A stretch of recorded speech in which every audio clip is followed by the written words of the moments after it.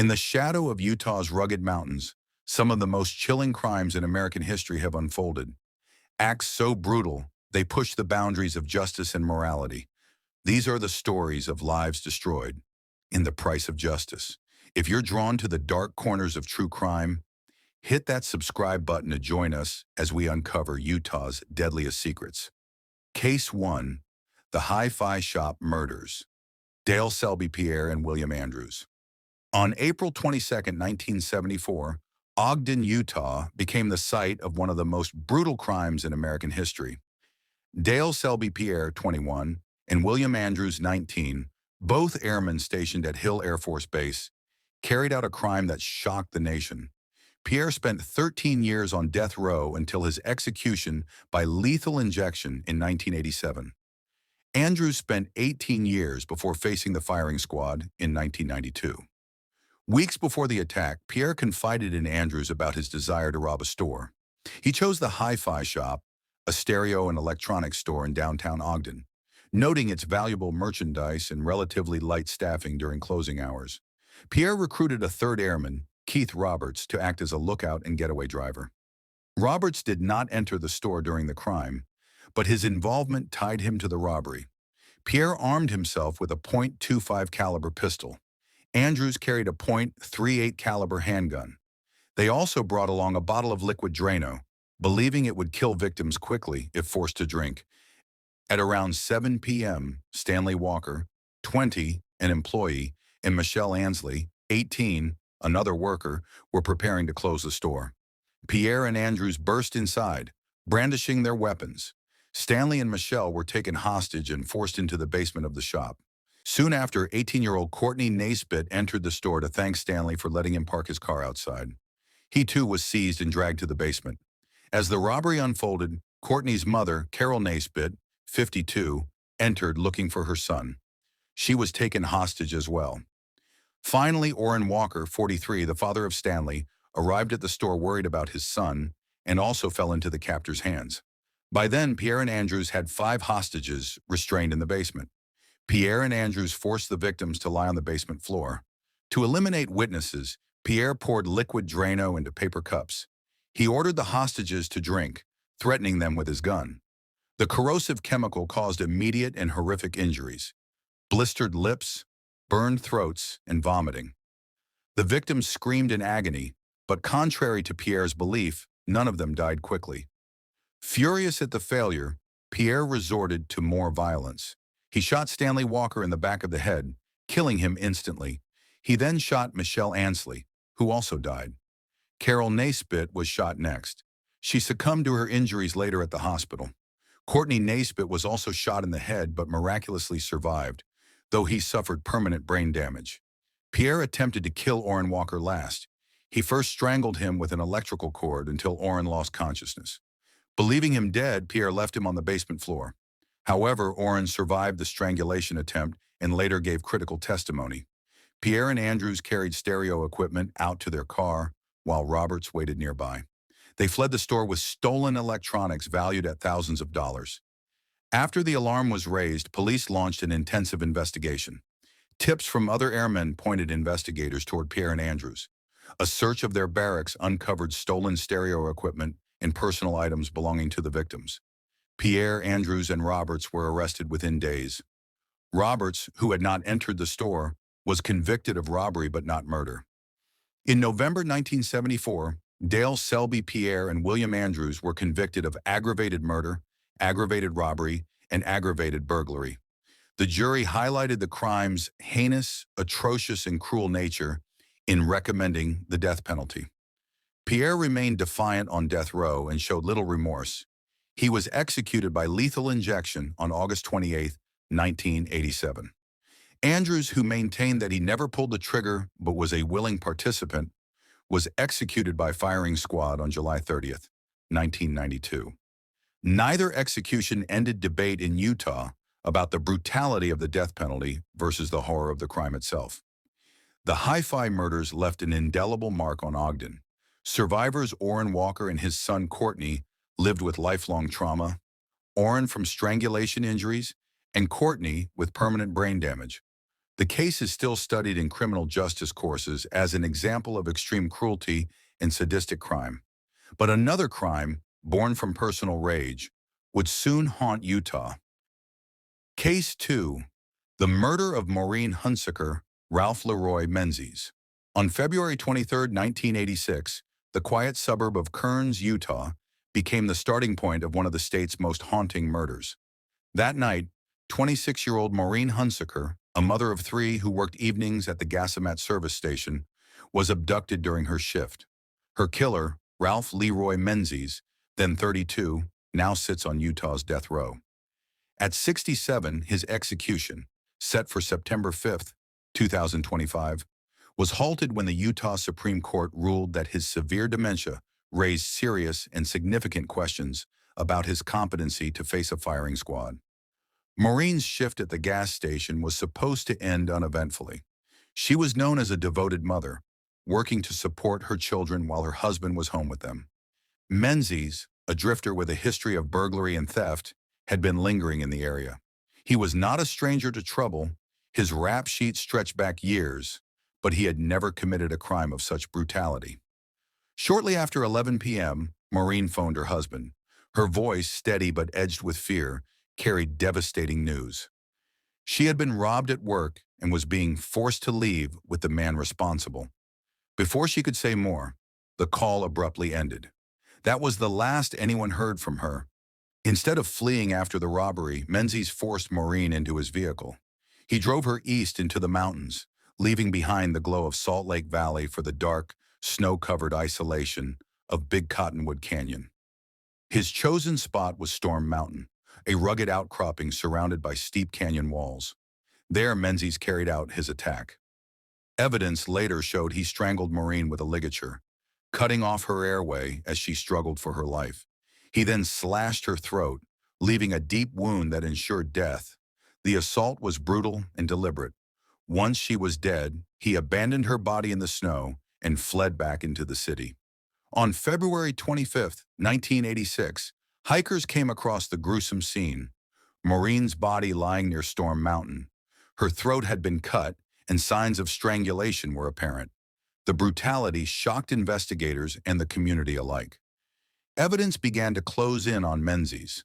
Witness statements and forensic findings pointed toward him, and police tracked him down 2 days later. On February 26, 1986, officers arrested Menzies at a Salt Lake City motel where he had been staying with a girlfriend. At trial, prosecutors laid out the chilling sequence: robbery, abduction, kidnapping, and murder.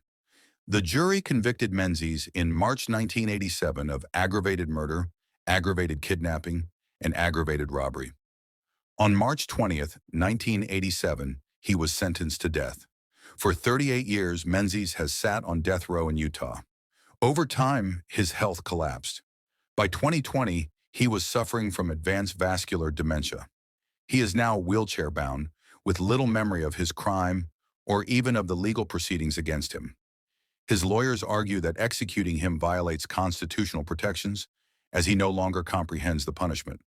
The murder of Maurine Hunsaker left 3 children without their mother and devastated a family that never recovered from the loss. The case continues to stir fierce debate in Utah. Whether justice demands that Menzies face the firing squad for a crime of such cruelty, or whether mercy must prevail when the condemned can no longer understand his fate.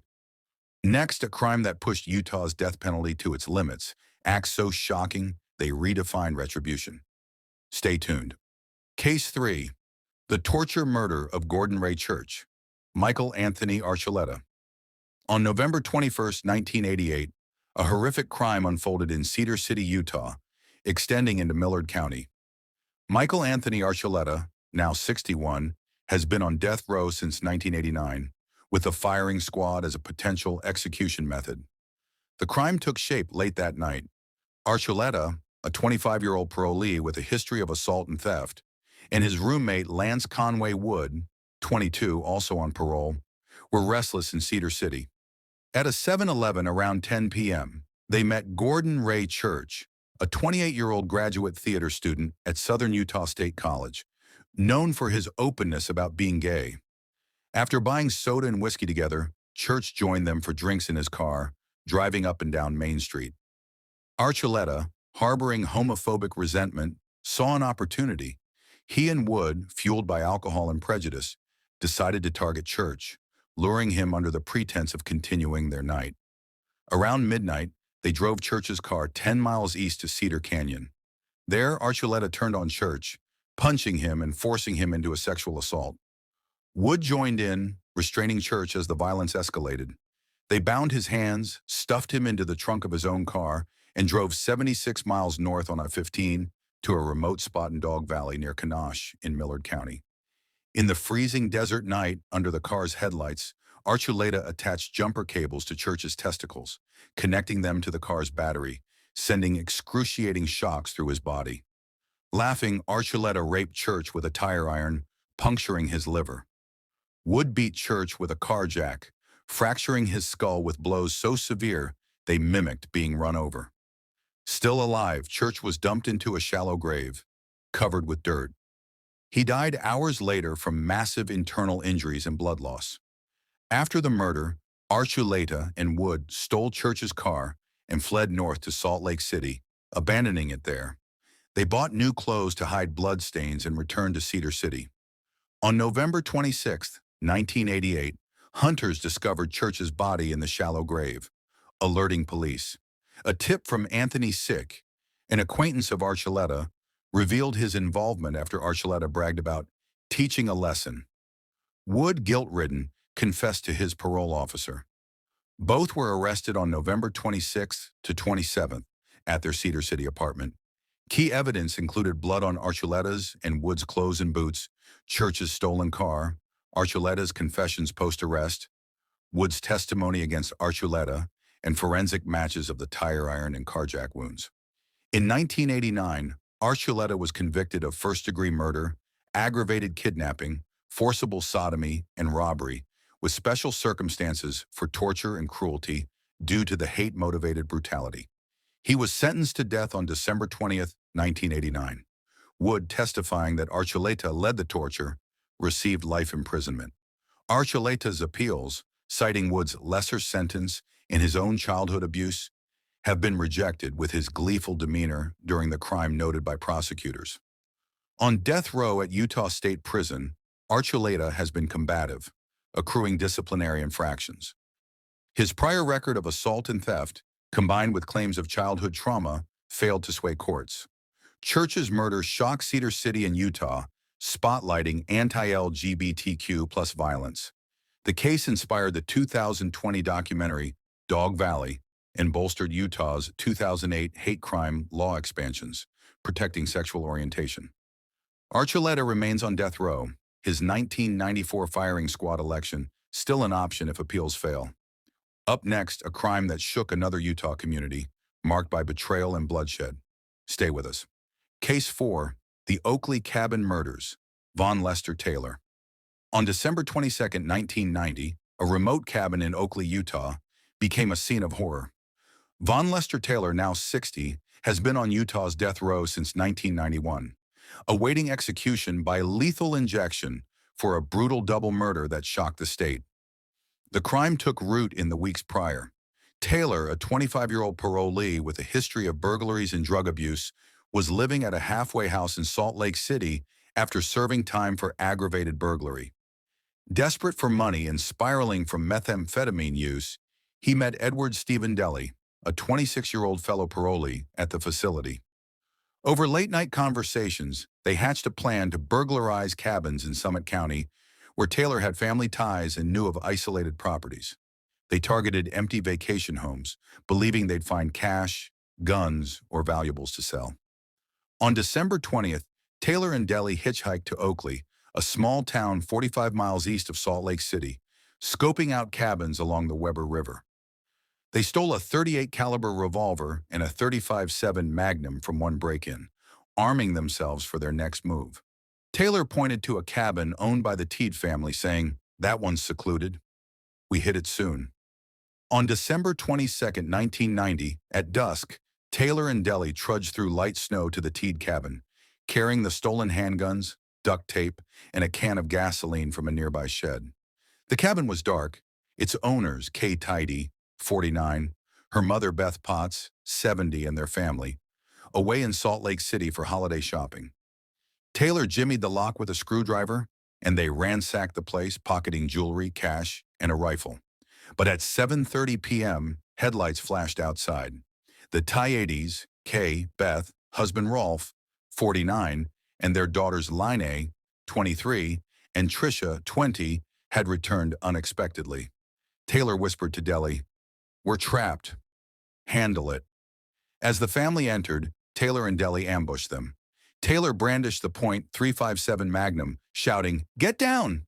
Don't move!" Panicked, the family complied. Taylor bound Rolf, Kay, Beth, Linny, and Tricia with duct tape, forcing them to the living room floor. Kay pleaded, "Take what you want. Just leave us alone." Taylor, enraged by the interruption, ignored her. He shot Kay twice in the head with the .357 Magnum, killing her instantly, blood pooling on the wooden floor. Beth screamed, and Taylor turned the gun on her, firing 2 shots into her head, silencing her. Rolf, struggling against his restraints, was shot in the head but survived, slumping to feign death. Taylor and Deli then dragged Lanai and Tricia to a bedroom, binding them tighter and threatening to kill them if they resisted. To erase evidence, Taylor doused the living room with gasoline, splashing it over Kay and Beth's bodies and the furniture.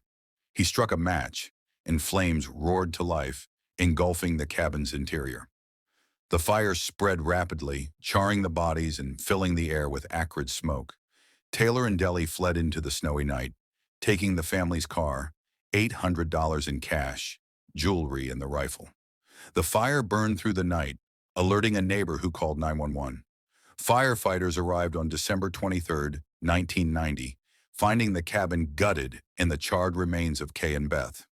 Rolf, critically injured, was airlifted to a hospital, where he identified Taylor and Deli from mugshots. Linai and Tricia, who escaped their restraints as the fire spread, provided detailed accounts to police. Evidence piled up quickly: fingerprints in the cabin, shell casings matching the stolen guns, and a tip from a halfway house resident who overheard Taylor boasting about hitting a big score. On December 24, 1990, Taylor and Deli were arrested at a Salt Lake City motel, the stolen jewelry and cash still in their possession. Key evidence included Rolf's testimony, the daughter's accounts, ballistics linking the guns to the crime, and Taylor's partial confession, where he admitted firing the first shots but claimed Deli planned the murders. In 1991, Taylor pleaded guilty to 2 counts of aggravated murder, attempted murder, aggravated arson, aggravated robbery, and aggravated kidnapping. The court cited the victim's vulnerability, Beth's age, and the family's isolation as special circumstances. Sentenced to death, Taylor's appeals, arguing ineffective counsel, and Deli's lighter life sentence have largely failed, though a 2020 federal ruling briefly overturned his conviction before reinstatement in 2021. Deli, convicted of second-degree murder, received life without parole after a hung jury on capital charges. On death row, Taylor has been reserved with no major infractions. His drug abuse and burglary history were noted at trial, but he's expressed minimal remorse, once stating, "It just happened." The murders devastated Oakley, a tight-knit community, and sparked outrage over parole system failures. As both men were on release, the case fueled debates over Utah's death penalty, with critics questioning why Taylor faced execution while Deli did not. Taylor's final words remain unknown as he awaits execution. Coming up, more Utah crimes that test the limits of punishment. Stay tuned. Case 5. The Salt Lake City Bombings.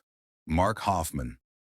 On October 15, 1985, 2 pipe bombs shook Salt Lake City, revealing a shocking crime by a master forger. Mark Hofmann, 30 at the time and now 70, is serving life in prison after pleading guilty to 2 murders in 1987. Hofmann grew up in Salt Lake City as a member of the Church of Jesus Christ of Latter-day Saints, or LDS Church. He was a married father of 4 and sold rare historical documents. But he was secretly forging these documents, tricking collectors and church leaders into buying them for big money. His most famous fake was the 1985 Salamander letter, which said Mormon founder Joseph Smith used magic. It sold for $42,500 to the church. By 1985, Hofmann owed money and people were questioning his documents. To stop the doubts, he decided to kill. On October 14th, Hofmann sold fake documents called the McClellan Collection to Stephen Christensen, a 43-year-old LDS bishop and document collector. Christensen was kind, married, and had 4 kids. The next morning, October 15th, at 8:35 a.m., Hofmann gave Christensen a package outside his office in the Judge Building. When Christensen opened it, a bomb exploded, killing him instantly with shrapnel to his chest and stomach. A nearby secretary was hurt. That afternoon, Hofmann targeted another person to make it seem like a random attack. He left a bomb disguised as a letter at the home of J. Gary Sheets, a 52-year-old businessman tied to Christensen's work. Sheets was away, but his wife, Kathleen Cathy Sheets, 47, a kind mother of 4, was home. Around noon, she opened the package in her kitchen. The bomb exploded, hitting her with nails and metal, killing her later that day in the hospital. The city was scared, and some thought it was an attack on the Mormon church. That evening, Hofmann's plan went wrong. While driving to plant another bomb, one exploded in his car near 200 North and Main Street at 4:15 p.m. It badly injured him, damaging his chest and legs. People nearby saved him, and police found bomb materials and fake documents in his car. This linked him to the crimes. On October 16th, police found where Hofmann tested bombs in rural Utah. His handwriting matched the bomb packages. On October 21st, while still in the hospital, he was arrested for murder, forgery, and fraud. A search of his home found tools for faking documents, like chemicals and old paper. In 1986, a long court hearing showed how he forged documents for years, including the 1980 Oath of a Freeman, 24,000, and the 1984 Anthon transcript. In January 1987, Hofmann pleaded guilty to 2 counts of second-degree murder and other charges to avoid the death penalty. On February 20th, 1987, Judge Dezo F. Sechrist gave him 2 life sentences without parole, plus 5 to 10 years. The judge said, "You killed 2 innocent people." Hofmann shows no remorse in prison and rarely talks to anyone. He had no mental illness, but wanted money and to trick the church. The bombings hurt the LDS church, costing millions to check documents, and made people question its history.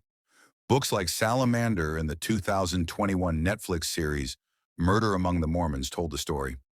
Christensen and Kathy's families were heartbroken. Kathy's daughter became a detective to honor her. The church now checks documents more carefully. Some still think Hofmann's fakes are out there. But another killer's actions that same year would push cruelty even further.